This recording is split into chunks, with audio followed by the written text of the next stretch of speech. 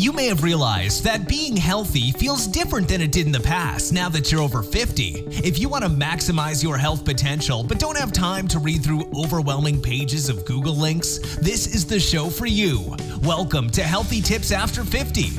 We love doing the research, finding solutions, talking to health experts, and learning what works and what doesn't. Now, your host. She spent the last 25 years dedicated to feeling her best and is here to share her best findings with you, Susan Rosen.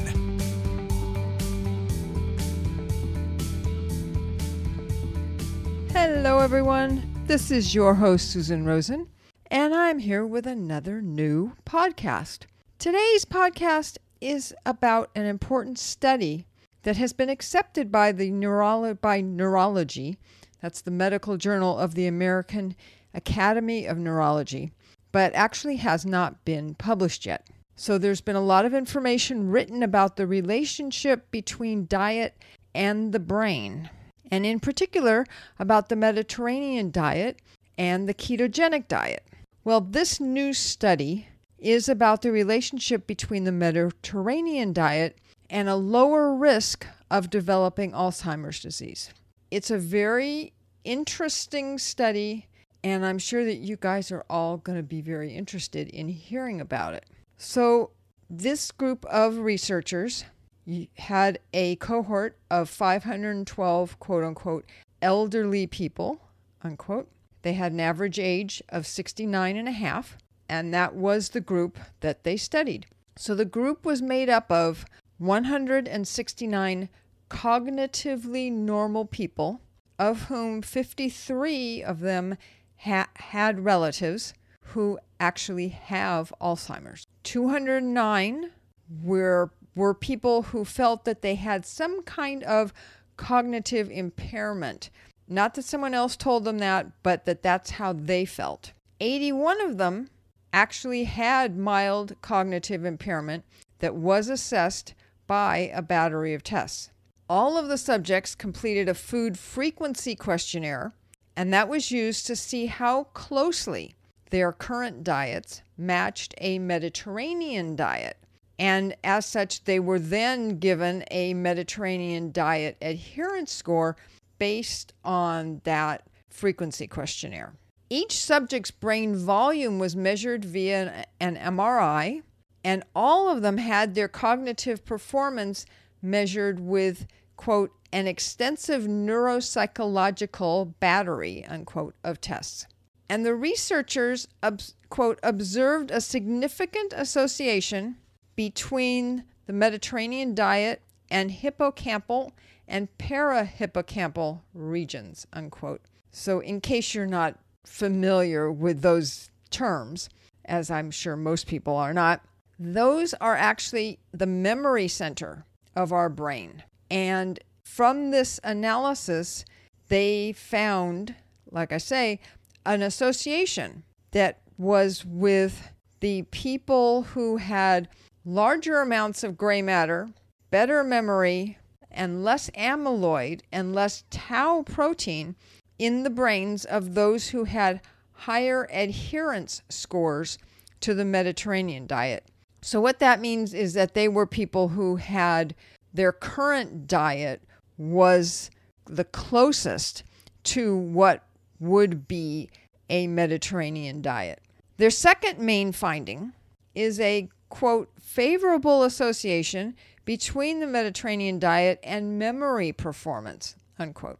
They continue in their write-up to say, quote, in particular, we show a significant positive association between diet and a composite memory factor score, which, capitalizing on an in-depth memory assessment, was used to quantify the level of memory performance in our sample, unquote. So essentially what they're saying is that in doing this analysis, they found that, like I was saying earlier, that when they look at this memory factor score, that gives them the way of quantifying the level So saying exactly numerically the level of memory performance in their sample of people. And they were saying that they did see a relationship between those who were eating a closer Mediterranean diet with having a better memory score. There are still more studies that need to be done, but this study shows how important a healthy diet, and specifically the Mediterranean diet, is in improving and maintaining brain health. And this is particularly important as there are no good pharmaceutical methods available right now to address Alzheimer's and other, particularly memory-related brain disorders. There's a lot of people out there, a lot of pharmacological companies, or pharmacology companies, I guess it would be, that are trying really hard to come up with something that's going to help. But they really haven't found anything that works as well as a food diet. The study does not dig deeper to identify what specific foods or combination of foods protect the brain and provide the health benefits that they've seen.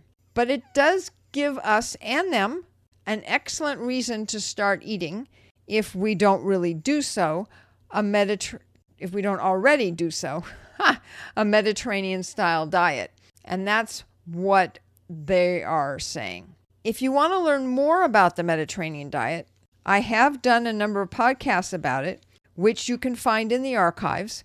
It's a pretty easy and very delicious diet, and even includes a glass of red wine, if you're so inclined, which I am. So to conclude about the study, the authors wrote, our study supports the view of Mediterranean diet as a protective lifestyle factor against Alzheimer's disease, related neurodegeneration, and memory impairment.